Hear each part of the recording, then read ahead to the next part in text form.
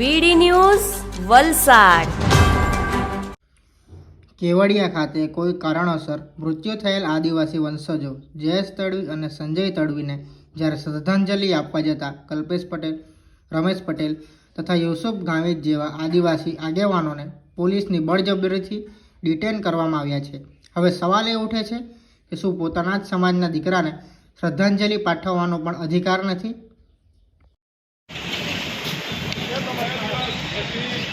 ભારત દેશ સ્વાતંત્ર્ય દિવસ ઉજવી રહ્યો છે અને તમે આજે અમારા અધિકારો તમે અમલ કરી રહ્યા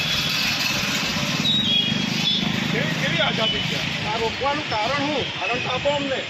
ઉત્તર ત્યાં બે દીકરાઓને મારી નાખ્યા છે અને અમે તો શ્રદ્ધાંજલિ આપવા માટે જતા હા, એ તો અમારે ફરજ કહેવાય કે અમારા આદિવાસી સમાજના હતા, શ્રદ્ધાંજલિ આપવા માટે જઈએ અમે એમ થઈ જાય છે।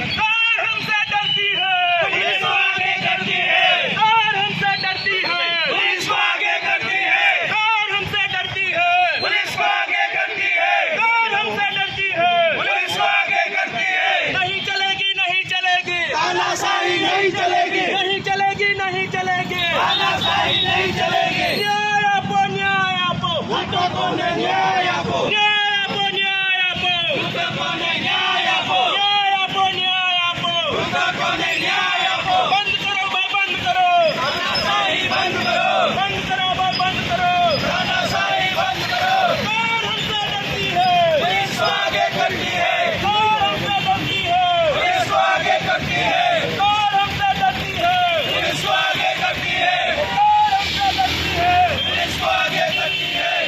ओ फ्रेंड भाई, ओ गोपाल भाई, सरकार हमसे डरती है, पुलिस आगे करती है। सरकार हमसे डरती है, पुलिस आगे करती है। सरकार हमसे डरती है, पुलिस आगे करती है। न्याय आपो, न्याय आपो, न्याय आपो, न्याय आपो, न्याय आपो, न्याय आपो, न्याय आपो, न्याय आपो, न्याय आपो। सरकार हमसे डरती है, पुलिस आगे करती है। सरकार हमसे डरती है, पुलिस आगे करती है। सरकार हमसे डरती है, पुलिस आगे करती है। सरकार हमसे डरती है, पुलिस आगे करती है। सरकार हमसे डरती है, पुलिस आगे करती है। सरकार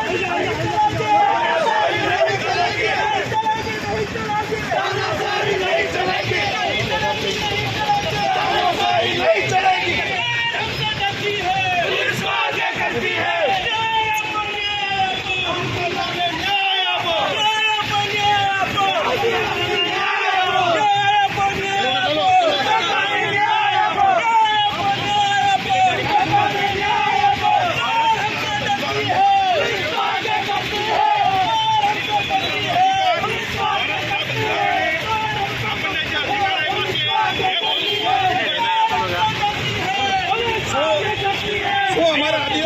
શું અમારા આદિવાસીઓનું ભૂલ થઈ ગઈ છે એટલે હું અમે શ્રદ્ધાંજલિ પાઠવી શકીએ?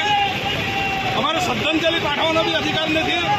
ભારતના બંધારણે આપણને સ્વાતંત્ર્યનો અધિકાર આપ્યો છે, ભારતના બંધારણે સ્વાતંત્ર્યનો અધિકાર આપ્યો છે। એ અધિકારોનું હનન થઈ રહ્યું છે। બે દિવસ પર તારીખ 15 આઝાદીની લડત, આઝાદીની ઉજવણી થઈ રહી છે। રોજ સમયે આઝાદી થઈ રહી છે।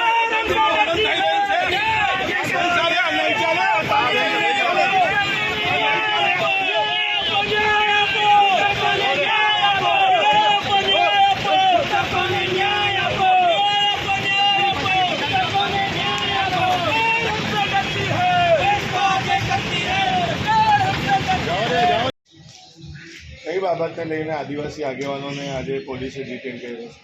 આજે કેવડિયા ખાતે આદિવાસી સમાજના બે યુવાનોને ઢોરમાર મારીને મૃત્યુને ઘાટ ઉતારી દેવામાં આવ્યા હતા। એના શ્રદ્ધાંજલિનો કાર્યક્રમ આદિવાસી સમાજના આગેવાનો દ્વારા એલાન કરવામાં આવ્યો હતો અને અમે પણ શ્રદ્ધાંજલિ આપવા માટે ધરમપુરથી કલ્પેશ પટેલ, રમેશભાઈ પટેલ જેવો રૂઢિગત ગ્રામસભાના અધ્યક્ષ અને સાથે સરપંચીઓ અને 12 જેટલા યુવાનો સાથે અમે પણ જઈ રહ્યા હતા, પરંતુ સોનગઢ ઓટા 4 રસ્તા પર અમને ડિટેન કરવામાં આવ્યા છે।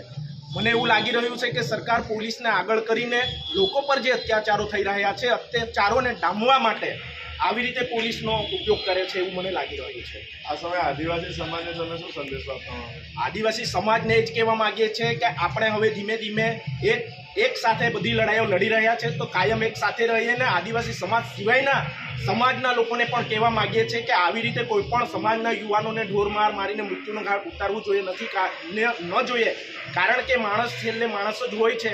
આવી રીતે કોઈ પણ વ્યક્તિને મારીને મારી નાખવો જોઈએ નહીં.